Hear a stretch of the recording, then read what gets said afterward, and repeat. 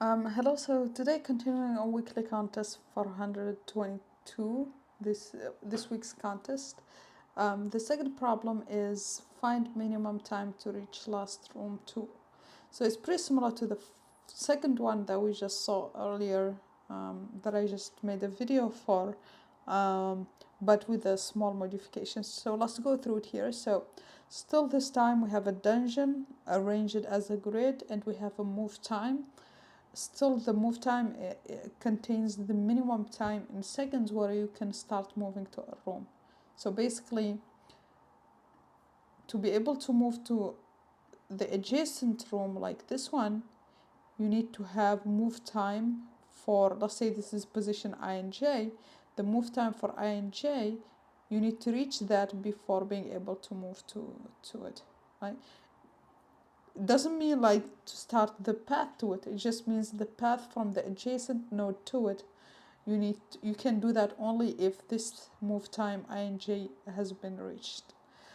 And moving between adjacent cells, this is where the difference is between this problem and the previous one, is that moving between adjacent rooms takes 1 second for one move, and then the next one it will take 2 seconds and then alternates.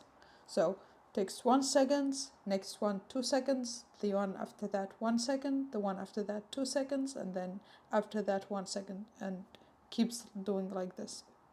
I think you should get the idea by. And then still what we want to return is the minimum time to reach the last position. Okay. We don't need to look at the examples, feel free to draw them down, but it should be similar to the previous problem. The length also is slightly bigger than the previous problem, but it's still manageable. It's 750. So the idea here, I think, is to apply Dijkstra like we did with the previous problem, because first thing, this is a short path problem. The second thing is we have times that we need to minimize. Okay, and these times also the moves can be 1 or 2, right? The values on the edges can be 1 or 2. Okay, so we need to do a similar approach like we did previously with the priority queue. We need the time so that the priority queue sorts using this time, and then we need the I and J. Now the other thing we need is, because we are alternating between 1 and 2 seconds, we need to know the previous move. We need to know by how much. Was it 1 second so that the next one is 2, or was it 2 so that the next one is 1? So we need to know the moves, the previous moves. So let's call it just, I'm going to call it just moves, okay? And same thing, we go through the neighbors. I'm not going to write that here for now. We can look at the previous example. And then if it's within bounds, we do the same thing. We need to have a map for the minimum time to reach a position, right? So we need to have min time. This will take care of just, or let's call it actually visit time. So this will basically tell us for a position when did we visit it and at what time, right? So this would be the time, this would be the position. So you can think of this as basically position and to time, right? And then here, what we need to do is only if we have not visited yet. So only if n, I, and j. So this is going to be basically, let me just actually copy it over from the previous problem. It's just the neighbors, adjacent neighbors horizontally and vertically. So of course, these need to be in bounds. We need to check that later, but also we need them to not have been visited yet. Okay, now if they were visited, we need to calculate the next time, and the next time is, because of the constraint that we can't move to a room until we already have reached move time, it has to be the max between the current time and the time at move time for n, I, and j, because if, and then plus 1 for the, so normally we do plus 1, but we need to do something different because the move alternates between 1 and 2. So here it's 1 if we were at 2, otherwise it's at 1, right? So that we alternate. Now, the thing I want to mention here is that why are we doing this max? Because if time was smaller, we can't just move, right? We need to wait until we reach this move time. But if time was bigger, then we can move. We don't care about move time, we can move, right? So that's why we have this.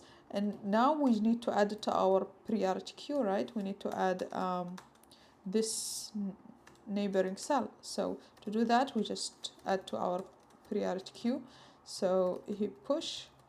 And of course, this here in our while loop, where we are traversing the priority queue, this here is going to be just the heap queue, heap pop.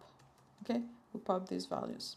Okay, and then here we push the values for the neighbor. So we need the time, which is going to be just this value for next time, and then we need the neighbor positions, and we need the moves, right?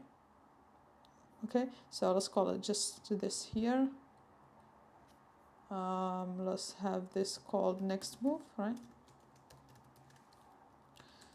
That way here, this next move is equal to this. And we can just take this and move it here, okay?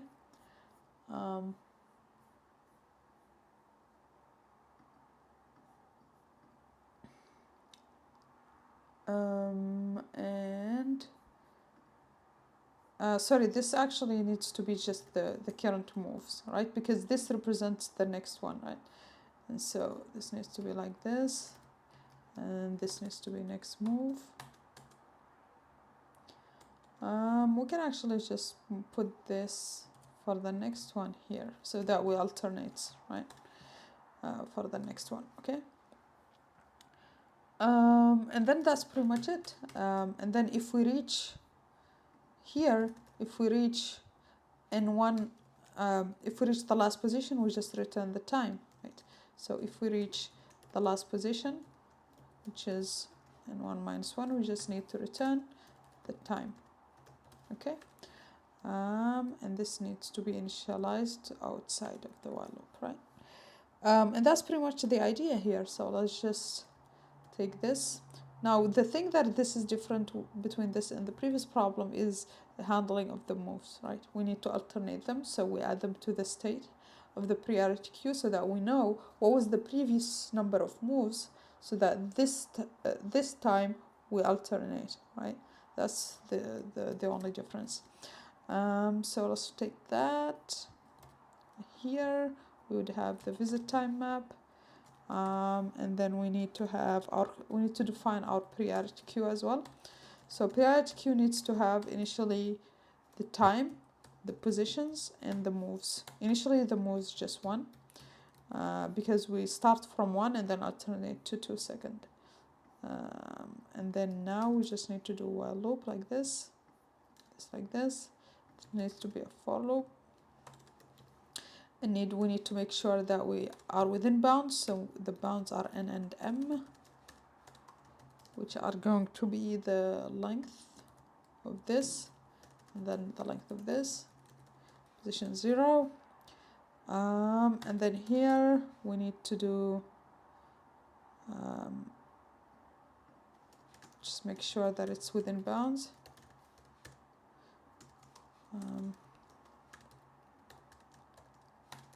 For the rows and columns. And then from there we can, I think from there we can just, here if for some reason we weren't able to reach the end, which like won't happen, but let's just make sure we handle it. So we also need to add to the visit time the time we visited this neighbor cell, right? So that next time we check that, we don't visit twice. So this is equal to just the time, okay? Sorry, this should be 2 because there is a typo. So if it's 2, we need to alternate to 1. If it's 1, we need to alternate to 2. So this is what this is saying.